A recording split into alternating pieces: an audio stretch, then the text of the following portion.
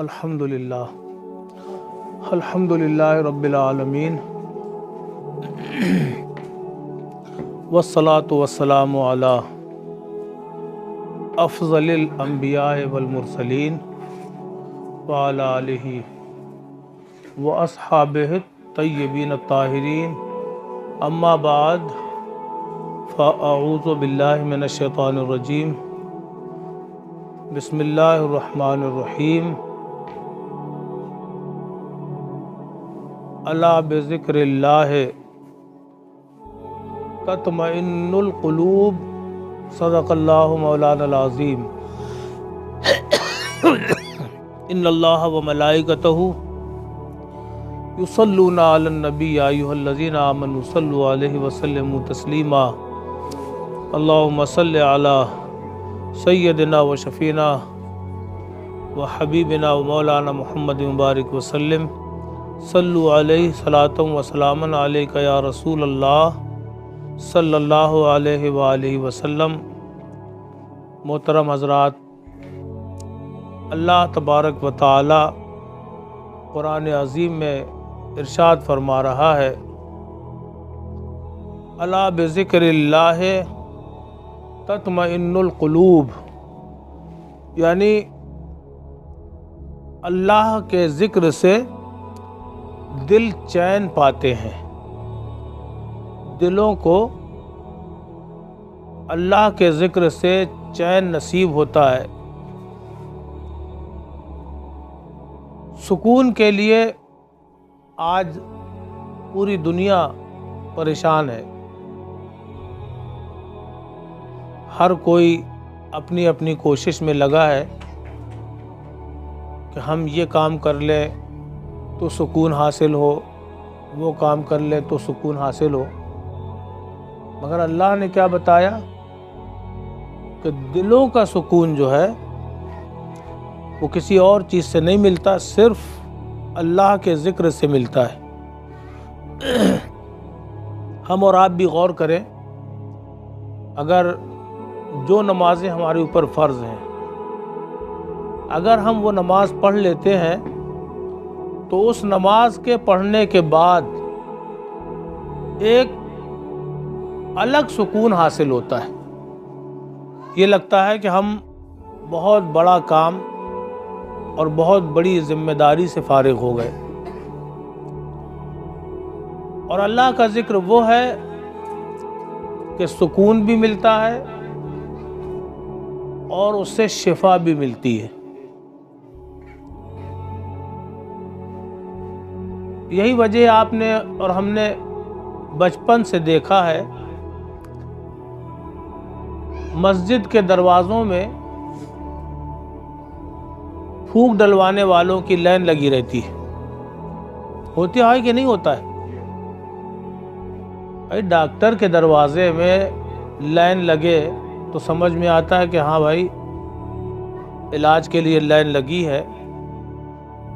मगर और किसी इबादत की जगहों में हमने और आपने कभी नहीं देखा, चाहे चर्च हो, चाहे मंदिर हो, चाहे गिरजा हो, कहीं पर भी दरवाजे में औरतें, मर्द, छोटे बच्चों को गोद में लिए खड़े नज़र नहीं आएंगे। कहाँ नज़र आते हैं? होता है कि नहीं? मस्जिद के दरवाजे में। गोया कि अपने तो अपने हैं, अपने तो अपने हैं, गैरों को भी यकीन है कि शिफा इसी दर से मिलेगी। जो अल्लाह का जिक्र करके आ रहा है, अगर उसने दम कर दिया तो हमारे बच्चे शिफायाब हो जाएंगे, और होते भी हैं। आपने देखा है ना, हमने आपने बराबर देखा है, होते भी हैं लोग। तो पता क्या चला कि सुकून भी अल्लाह के जिक्र में है और शिफा भी अल्लाह के जिक्र में है। इसीलिए अल्लाह के औलिया जो हैं, अल्लाह के जो दोस्त हैं, उन्होंने अपनी ज़िंदगी ही ऐसी बना ली है कि रात और दिन हो, कोई भी वक्त हो, जब देखो उनकी ज़बान से अल्लाह का जिक्र ही निकलता है। किसी ने पूछा, या रसूल अल्लाह, अल्लाह के वली की पहचान क्या है? क्या पूछा? अल्लाह के वली की पहचान क्या है? हम कैसे जाने कि ये अल्लाह का दोस्त है? वली माने क्या होता है? दोस्त। हम कैसे पहचाने? तो हदीस पाक में आता है कि फरमाया गया कि जिसको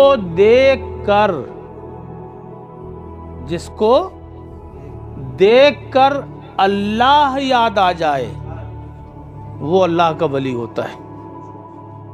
समझे आप? जिसे देख के खुदा की याद आ जाए, वो कौन होता है? अल्लाह का वली होता है।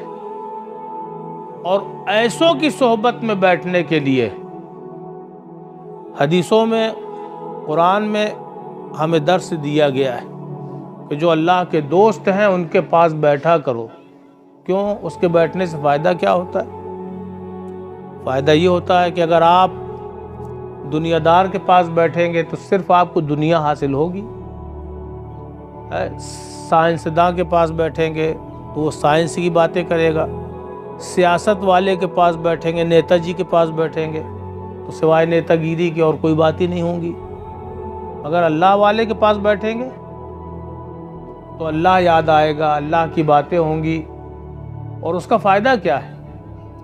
मौलाना रूम रहमतुल्लाह अलैह फरमाते हैं, यक ज़माना सोहबते बाओलिया,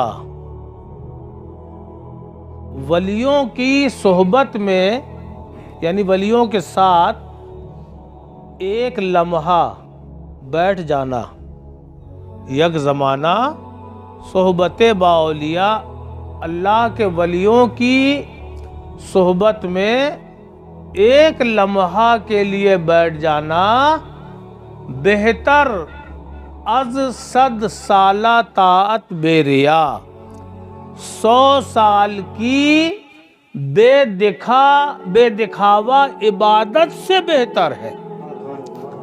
यानी जिस इबादत में कोई दिखावा ना हो, नमूदो नुमाइश ना हो, वो इबादत अगर आपने 100 साल करी, वो एक तरफ है। और वली की बारगाह में थोड़ी देर बैठ जाएं तो उससे ज़्यादा सवाब आपको मिलेगा है। और सुकून मिलता है कि नहीं वलियों के यहाँ? गरीब नवाज के आस्थाने में चले जाइए, थोड़ी देर बैठ जाइए, ऐसा लगता है बिल्कुल नीचे से ऊपर तक ओवर हालिंग हो गई, बिल्कुल फ्रेश मूड हो के आदमी निकलता है।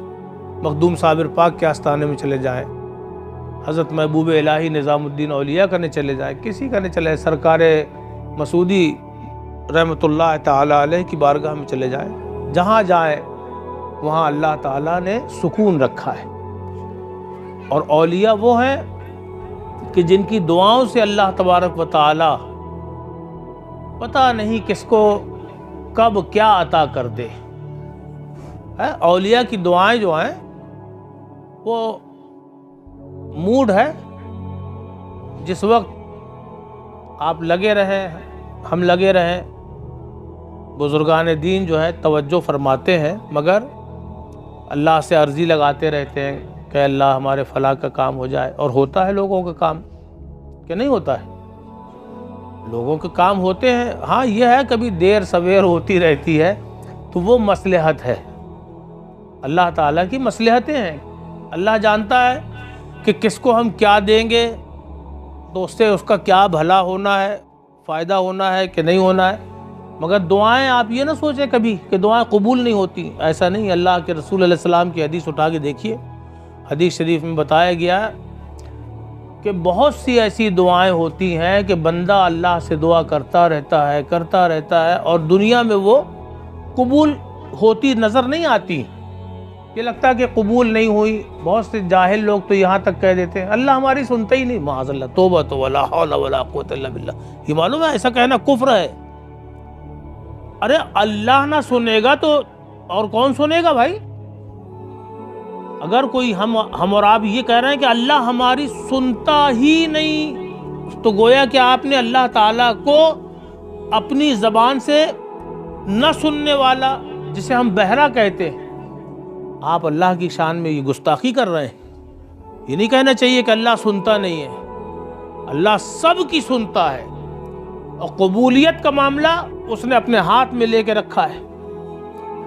कुछ दुआएं जो दुनिया में कबूल नहीं होती हैं, हदीस शरीफ में आता है कि वो जो दुआएं दुनिया में कबूल नहीं हुई हैं, क़यामत के दिन अल्लाह ताला जब उसका सिला बंदे को देगा, उसका सिला नेकियों की शक्ल में अता फरमाएगा। जब एक नेकी भी किसी की मिलने को तैयार नहीं होगी, ऐसे मौके में जब अल्लाह सिला अता फरमाएगा, उस वक्त बंदा हसरत में और अफसोस में कहेगा, काश अल्लाह तूने मेरी दुनिया में एक भी दुआ कबूल ना की होती, तो मुझे इसका सिला यहाँ पर मिलता। तो अल्लाह का दर हर किसी की फरियाद सुनता है, अल्लाह तबारक व तआला सुनता है। और औलिया के वसीले से मांगा जाए तो अल्लाह ताला अता फरमाता है। भाई कोई भी किसी के दोस्त के वसीले से अगर कुछ मांगेगा तो आदमी उस मांगने वाले की कद्र न भी करता हो, मगर अगर उसका दोस्त है, उसका हवाला दे दिया, तो जाहिर बात है वो कहेगा, अच्छा मेरा फलां दोस्त है कि उन्होंने भेजा है, अच्छा उनका तुमसे कोई कांटेक्ट है, चलो चलो उनकी बात है, उनकी वजह से हम ऐसा करे दे रहे हैं। होता है कि नहीं होता है? तो इसलिए जो है बुजुर्गों ने फरमाया कि औलिया कामलीन से जुड़े रहो। और ये भी बुजुर्गों ने फरमाया है कि अल्लाह तबारक व तआला जब किसी बंदे से मोहब्बत फरमाता है और किसी अपने बंदे को चाहता है अल्लाह ताला, तो उसको सबसे पहले उसको क्या करता है कि अपने प्यारे और अपने वलियों से उसे जोड़ देता है। अपने वलियों का उसे दर दिखा देता है कि आओ मेरे औलिया की बारगाह में। तो वो बंदा जब वलियों की बारगाह में आता है तो वहाँ से उसे अल्लाह की मोहब्बत मिलती है। किसी बुजुर्ग का एक शेर है, उन्होंने फरमाया, थी जिसके मुकद्दर में गदाई तेरे दर की, थी जिसके मुकद्दर में गदाई तेरे दर की, कुदरत ने उसे राह दिखाई तेरे दर की। यानी अल्लाह ताला अपने वलियों के बारगाह में पहुंचा देता। और जब बुजुर्गों ने फरमाया, जब अल्लाह ताला किसी बंदे को अपने से दूर करना चाहता है तो अपने से दूर बाद में करता है, पहले अपने दोस्तों से दूर कर देता है, अपने प्यारों से दूर कर देता है। तो ये पहचान आप हमेशा याद रखें। जो औलिया के दर में बार बार आपको नजर आ रहा हो, समझ लेना अल्लाह ताला उससे मोहब्बत फरमाता है, अल्लाह उससे प्यार करता है। और जो अल्लाह वालों से दूर भाग रहा हो, समझ लेना अल्लाह ताला ने इसे अपने से दूर कर दिया है। तो मेरा मकसद और मुद्दा सिर्फ यही है कि आप कुछ भी करें, अल्लाह वालों से करीब हो जाइए। एक बुजुर्ग ने एक हिकायत लिखी, वाकया लिखा है। फरमाते हैं कि एक चींटी को बड़ी तमन्ना थी। किसको? चींटी को बड़ी तमन्ना थी कि मैं भी अल्लाह के हबीब मोहम्मद रसूलुल्लाह सल्लल्लाहु अलैहि वसल्लम का दर देखूं। क्या तमन्ना थी? रसूलुल्लाह का दर देखूं। मगर वो समंदरों के इस पार थी और जानवरों ने, कीड़े मकोड़ों ने उसे समझाया, भाई अल्लाह ताला जानवरों की बोली जानता है और अपने वलियों को भी उसने सिखाया है। वो औलिया भी समझते हैं कि अल्लाह का कौन सी मखलूक क्या बोल रही है। तो जब उस चींटी ने तमन्ना करी तो उसी की बिरादरी और कीड़े मकोड़ों ने उसका मजाक उड़ाया, कहा कि तू कैसे जाएगी, इतना बड़ा पानी का समंदर बीच में है, मदीने की तमन्ना, रसूलुल्लाह का दर देखने की तुझे आरजू, ऐसा हो ही नहीं सकता कि तू वहां पहुंच सके। अगर वो उसके दिल में मोहब्बत थी सरकार की। अचानक 2 कबूतर उतरे पानी के किनारे, दोनों आपस में बात कर रहे हैं। एक कबूतर ने दूसरे से कहा कि मैं मदीने शरीफ जा रहा हूं, मैं उड़ता हुआ जाऊंगा। और कबूतर की उड़ान दुनिया जानती, लंबी उड़ान। कबूतर ने कहा कि मैं मदीना जाऊंगा। चींटी के दिल में अल्लाह ताला की तरफ से एक बात उभरी कि एक ही रास्ता है, ये जो मदीने जाने वाला कबूतर है इसी के कदमों में से चिपक जाऊं। वो चींटी उसके पैर में चिपक गई और चिपकने के बाद वो कबूतर उड़ा। उड़ते उड़ते उड़ते इसने अपनी गिरफ्त छोड़ी नहीं, मजबूती से उसके कदम थामे रही।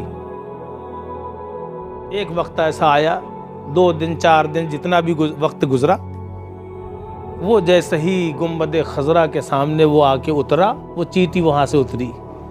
अल्लाह तेरा शुक्र है तेरे हबीब का दीदार हो गया। बुजुर्गों ने फरमाया कि ये चींटी का वाकया कोई ऐसा वैसा नहीं हल्का फुल्का, इससे सबक हासिल करो। जहां तक तुम्हारी पहुंच नहीं है वहां तक अगर पहुंचने की तमन्ना तुम्हारे दिल में है तो वहां तक पहुंच वालों के कदम पकड़ लो, कदमों को थाम लो, वहां तक पहुंच जाओगे।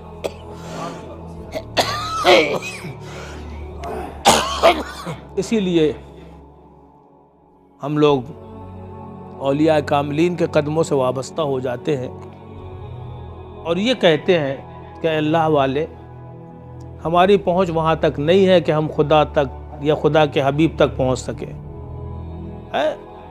हम तेरे कदम पकड़ लिया हमने, अब तेरे कदमों में आना मेरा काम था, मेरी किस्मत जगाना तेरा काम है। अजीज़ान मोहतरम, इन्हीं औलिया कामिलीन में से हमारे आका, हमारे मौला, हमारे परदादा सरकार मसूदी रहमतुल्लाह अलैह का उर्स मुबारक इंशाअल्लाह कल से शुरू हो रहा है छिपटेरी से। आप सब जितने यहाँ मौजूद हैं, जितने मौजूद हैं, आप सबको मेरी तरफ से दावत है कि आप उर्स में शरीक हों। और परसों यानी इतवार के दिन